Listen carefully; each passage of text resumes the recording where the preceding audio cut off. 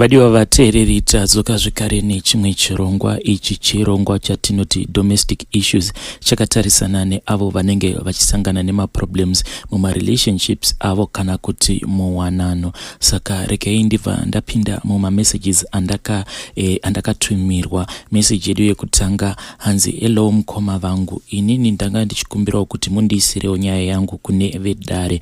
Nyaya yangu yakamira sekudai: ndiri kurwadziwa nezvinoitwa nemukadzi wangu, please ndibatsireiwo hama dzangu nemazano. Inini ndakaroora kuma 2000 ikoko. Mudzimai wangu munhu wekuti kana wakamutarisa munhu ari bho zvisingaiti, munhu akanyarara. But zvimwe zvinhu zvaava kundiitira handitombozivi kuti marriage yacho achiri kuida here. Zvinhu izvi zvakatanga sekuseka, but inini ndainge ndisingazivi kuti zvinhu izvi zvichatoramba zvichingoenderera. Mukadzi wangu aiti kana tikaenda kumusha ndaikwanisa kubvunzwa naamai vangu kuti ko grocery ramatenga iri sei mauya negrocery shoma kudai, ko madii matanga maunganidza mari yenyu muzouya negrocery rinenge rakati one day, because sometimes taikwanisa kuenda kumusha takangobata 2 kg yeshuga, 750 mils checooking oil. Mudzimai wangu iye ndaimbozama kumuudza kuti shamwari kagrocery kakati kuenda nako kanonyadzisa, tadii tangosira amai mari yacho ivo vozongozvitengera havo nenhau yekuti grocery racho ratinenge tichida kutenga rinenge riri shoma zvisingaiti. But iye akazotanga kutaura kuti amai vakuvandirakidza kuti zvekuti ndive muroora wavo avatombodi. Starting today kana uchiti uri kuenda kumusha uchaenda weka, because inini zvekuti each and every time pandinoenda kumusha kwenyu ndinosvika ikoko ndoitwa sekunge ndiri munhu asina kukwana, handizvikwanisi. Akatombosvika pastage yekuti akatomboramwa pay yangu. Ndainge ndiri munhu wekuti kana ndikauya nepay ndaibva ndamutambidza mumaoko kuti iye semunhukadzi akwanise kutanga kuronga. But there was one single month yekuti akabva aramwa mari yandainge ndamutambidza. Inini I thought kuti sezvo tainge tichiri a young couple, maybe kusanzwisisanawo kwainge kuchingoitika kwekuti munenge muchiri mukomana nemusikana. Kana ndikakuudzai kuti mukomanashi, kubva zvandakapinda mumarriage yangu, issue iyi kubva zvayakatanga yekuti panoita katension between amai vangu nemudzimai wangu, ndakabva ndangova munhu wekuti handina kana kuzombogara ndaenjoya marriage yangu, because most of my time ndainge ndichingozama kuti mudzimai wangu ave munhu wekuti ndinogara ndichingomunyengerera, because aiti kana akatsamwa ndosvika paya ndozamawo kuita majokes naye kuti iye atange kuseka. Dzimwe nguva aimboramba akanyarara, ombokupa mamudzi ozoseka hake. So I can see kuti nyaya yangu ndiko kwayakabva. Mukadzi wangu akabva ava munhu wekuti akabva ajairira kuti akangoboekana neanything anobva atopinda mumamudzi, knowing kuti inini ndichava munhu wekuti ndinogara ndichingomunyengerera. Saka mukadzi wangu mukomanashi munhu atotindivara. Ende kana ndikacalculata makore edu ndiri kuona kuti makore edu afamba ende tatova nevana. But mukomanashi, marriage yangu I am not enjoying. Mudzimai wangu ndinomuda, so ndinotya mashoko awo andinogara ndichiudzwa nevanhu ekuti kana ukaona mudzimai wako ari munhu wekuti kana akangokanganisa kana kuti iwe ukamukanganisira any silly mistake anobva atokuramwira. Mukadzi wangu mukomanashi anotoramwa zvekuti ndinozotomhanya kunomubata atova kugedhi achiti ndava kutofunga kusiya musha. Apa kaishu kacho kanenge kari kaishu kadiki diki. So I'm afraid kuti mukurama kwake mudzimai wangu zvimwe kuda achazopedzisira azopfimbwa neumwe murume akabva azondisiya zvekurevesa. Mukomanashi, I really love my wife. I am trying kuti kana zvaiita maikwanisawo kutipawo maadvices kuti ndingaitawo sei kuti ndifadze mudzimai wangu. So kubva ipapo iye mukadzi wangu akabva achinja. Kana nanhasi ndikamuti enda unotengera amai chikafu, isusu mukomanashi tiri kurarama tiri munyika yevatorwa. So sometimes ndinokwanisa kumutuma kuti chienda kumashops unotengera amai magroceries, because zvinhu zvedu tinoita zvekutenga 1-1. Tikatengawo flour, tikatengawo mafuta, zvinhu zvacho tinenge tichingozviunganidza 1-1, then kana zvawanda tozomirira truck, tozvibatisa patruck zvobva zvaenda kumusha. Mukomanashi, since yesterday kusvika muzuva ranhasi ndagara pasi ndikaongorora, ndikaenda kubva kumashure kwakatangira marriage yangu, and I have seen kuti pattern yacho it is not changing.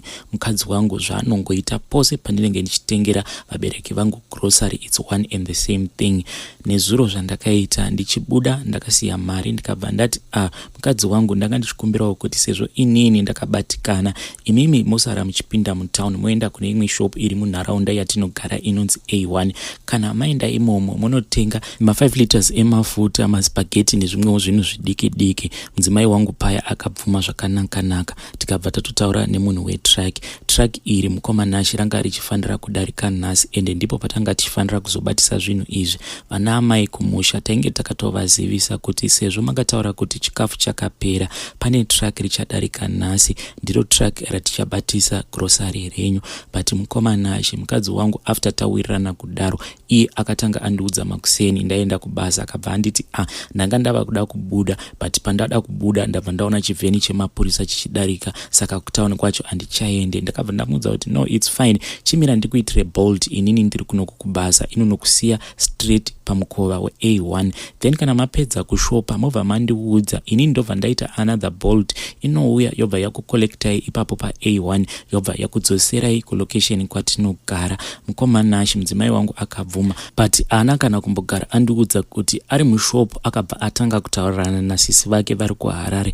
Iye ndokubva atosiya zviya zvandainge ndamuudza kuti azotenga, ndokubva atanga kutenga madhishi nezvimwe zvinhu zvaainge arayirwa nasisi vake. Ndichidzoka mumba ndakatarisa ndikaona kuti grocery hapana. Ndakataura naye zvakanaka, ndikabva ndamuti mai Sinti, ko why musina kurongedza masaga? Handiti track riya rati richadarika nekunogere kuma7, tadi takasika kurongedza kuitira kuti tisazonetseka tanga kurongedza zvinhu tichita zvekumhanya kana track iri rasvika.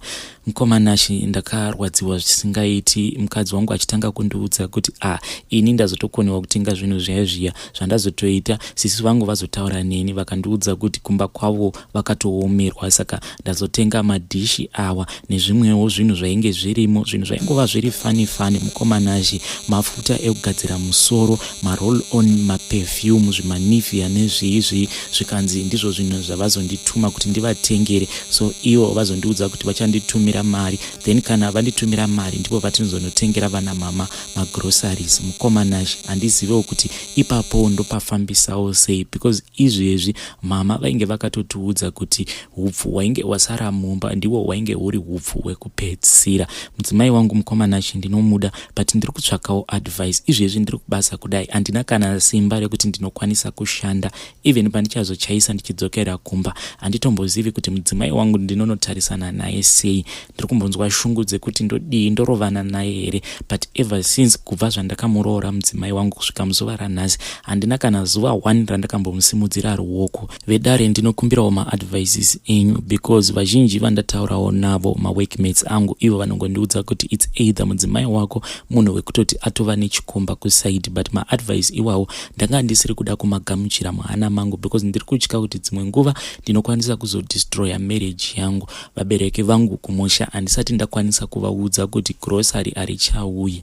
Mukomana izvezvi tichitaura kudai, so ndiri kutoplana kuti pandichachaisa ndichazama hangu kuti ndichikungokumbira murungu ndobva ndangotumira vabereki vangu mari kumusha vaya mukuru, at least vokwanisa havo kungotenga grocery, inini ndozosara ndichipecha kunoko.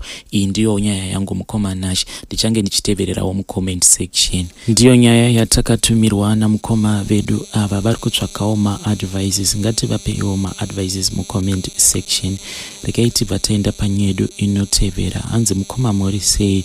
Ndakambouyawo pano nenyaya yangu ndichiti ndanetsekana nemurume panyaya dzechipfambi, ndichitsvakawo kubatsirwawo nemazano. Vanhu vazhinji vakabva vati siya murume uende, cause murume wako uyu haambofe akachinja unhu hwake. Vamwe vakabva vanditi shingirira ndizvo zvinoita dzimba. Iniwo nenhau yekuti ndainge ndichida murume ndakambozama kushingirira, asi now ndava kuchema zvekare.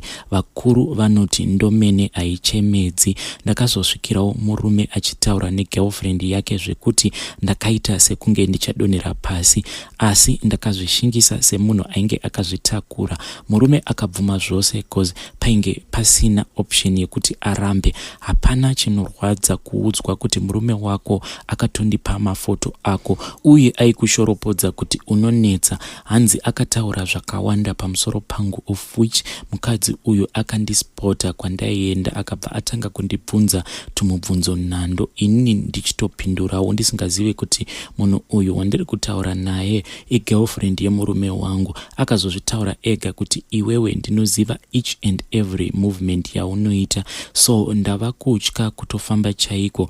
Apa ndakazvitakura, mwedzi dzafamba, hapana kana preparation. Ndinongonzi ndichakupa mari unotenga. Murume ndaimuda asi feeling handisisina, uye kutotya kuurayiswa nekupiwa zvirwere. Ndinozviziva hangu kuti pane vamwe vachandituka. Aiwa, you are welcome. Kunewo vanhu vekuti vachakwanisa kundibatsira.